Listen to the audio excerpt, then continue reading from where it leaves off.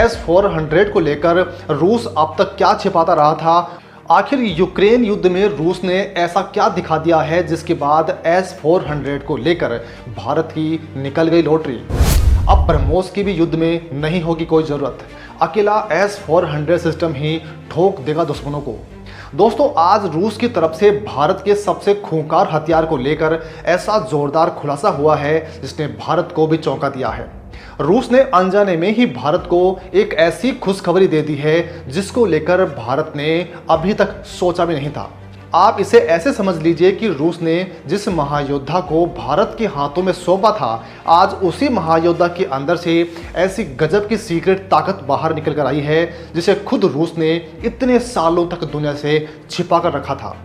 अब जब युद्ध के मैदान में ये राज खुल गया है तो रूस तो अपनी कामयाबी पर झूम ही रहा है, लेकिन सबसे तगड़ी लॉटरी अगर किसी देश की लगी है तो वो है अपना भारत।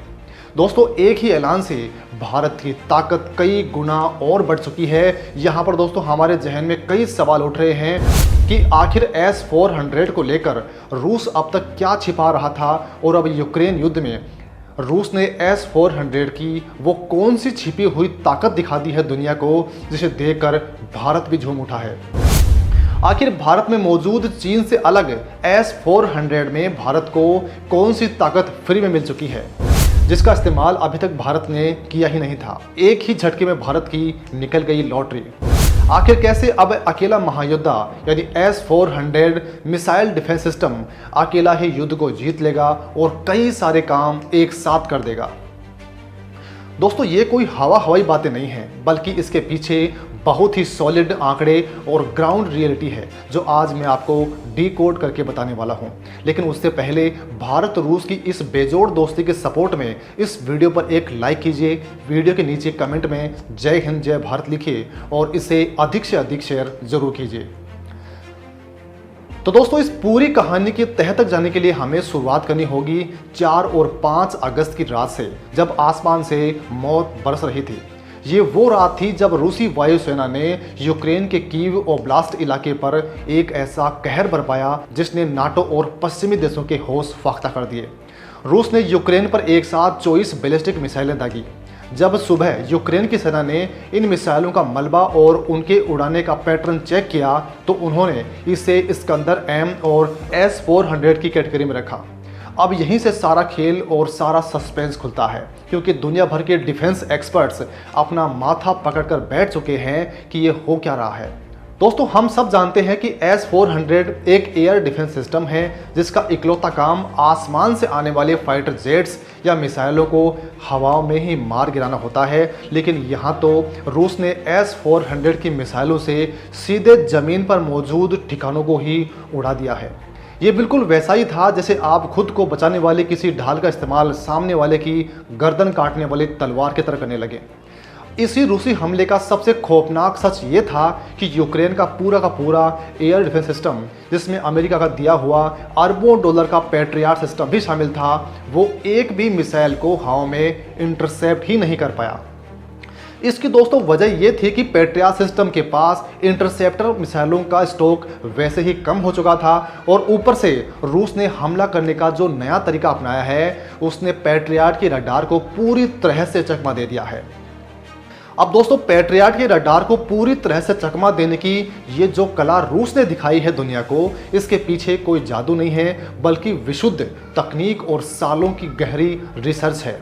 दरअसल रिपोर्ट के मुताबिक S-400 को कभी भी ज़मीन पर मौजूद ठिकानों पर हमला करने के लिए बनाया ही नहीं गया था, लेकिन रूस ने वक्त की नज़ाकत को देखते हुए इसके कमांड सॉफ्टवेयर में एक ऐसा खुफिया बदलाव किया है कि ये एक शॉर्ट रेंज बैलिस्टिक मिसाइल में तब्दील हो चुका है।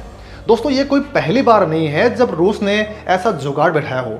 2022 में भी उसने फ्रंट लाइन के पास वाले यूक्रेनी कस्बों में अपनी पुरानी S-300 सरफेस टू एयर मिसाइलों का इस्तेमाल किया था, लेकिन तब बात पुरानी मिसाइलों की थी। इस बार बाद में आई रिपोर्ट्स में ये पूरी तरह से कंफर्म हो चुका है कि रूस ने 4-8N6 जैसी एडवांस मिसाइलों का इस्तेमाल किया है जो S-300 और S-400 के बाद के लेटेस्ट वर्जन के साथ काम कर सकती हैं। अगर हम सटीक आंकड़ों पर नजर डालें तो आपको हैरानी होगी कि 2026 में रूस ने अपने हथियारों के जखीरे में RM-48U नाम की मिसाइल को बाकायदा शामिल कर लिया है, जो पुरानी सरफेस टू एयर मिसाइलें रिटायर हो चुकी थी। रूस ने उन्हें मॉडिफाई करके इस RM-48U मिसाइल का बड़े पैमाने पर प्रोडक्शन शुरू कर दिया है। यूक्रेन की डिफेंस इंटेलिजेंस के सटीक आंकड़ों की बात करें तो रूस ने 2025 में 200 RM-48U मिसाइलें बनाई थी और 2026 में उसका टारगेट 480 से अधिक मिसाइलें तैयार करने का है और उसने इसकी मारक क्षमता को बढ़ाकर सीधा कीव तक कर दिया है।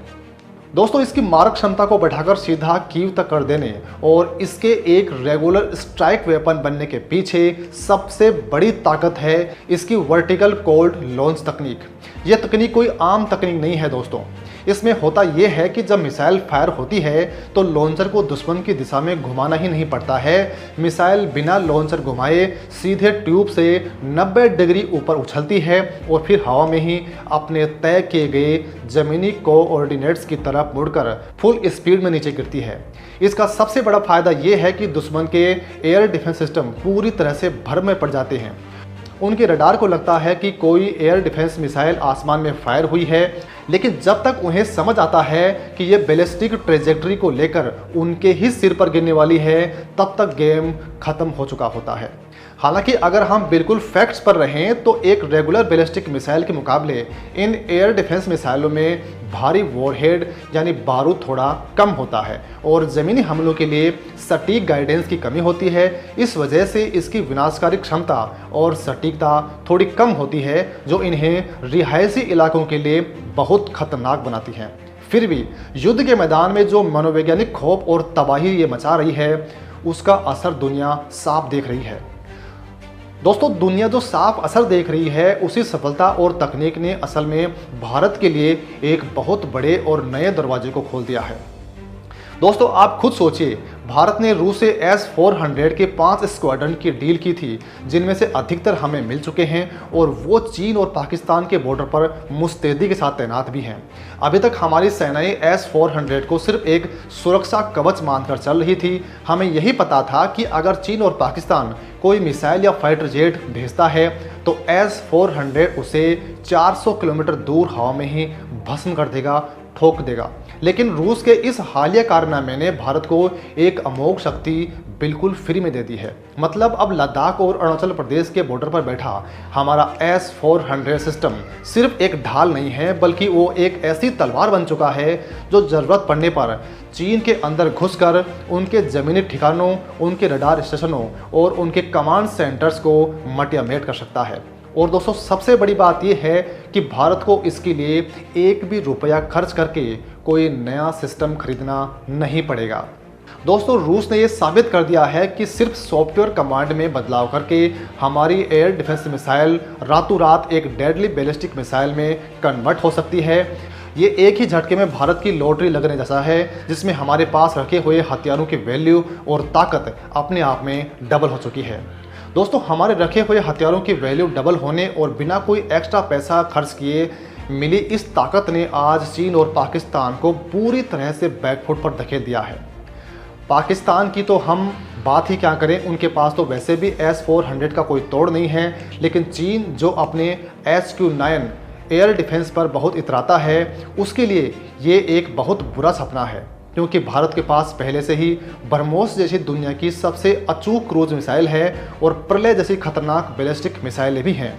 और अगर भारत के स्वदेशी एयर डिफेंस नेटवर्क की बात करें तो हमारे पास अपना खुद का आकाश मिसाइल सिस्टम है, MRSAM है, और अभी हाल ही में हमने समर एयर डिफेंस सिस्टम भी डिप्लॉय किया है, जो किसी भी खतरे को ख़त्म कर सकता है।